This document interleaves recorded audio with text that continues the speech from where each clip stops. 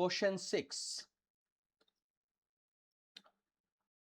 3 to the power 3x minus 4 times a to the power 2x minus 5 divide 3 to the power x plus 1 equals to a to the power 2x minus 5.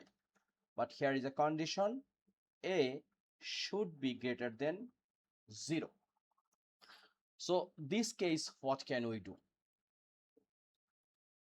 Here is a 3 and here is a 3. It means if base are same, that means a to the power m divide a to the power n, we can write a to the power m minus n. So this case we can write 3 and 3x minus 4 minus x plus 1, right? And this one we are dividing both sides by a to the power 2x minus 5. So this case we can write a to the power 2x minus 5 divide a to the power 2x minus 5. Very simple. Now look, here will be 3 to the power 3x minus 4.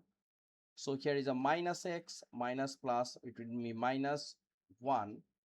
And look, it's a, we can divide, we will get 1. Now here is a 3 to the power 3x minus x, it will be 2x minus 4 minus 1, it will be minus 5. And what can we do against this 1? We can write a to the power 0, because we know 3 to the power 0, it means 1. We know a to the power 0 equals to 1. Now look, the base are same. We also know once base are same, a to the power m equals to a to the power n. We can write m equals to n. So finally we can write 2x minus 5 equals to 0.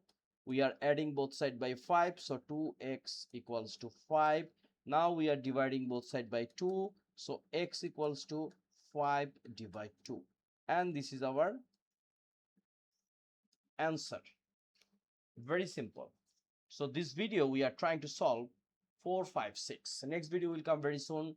Please subscribe my channel, and if you have any question, please write a line in the comment section. Thank you.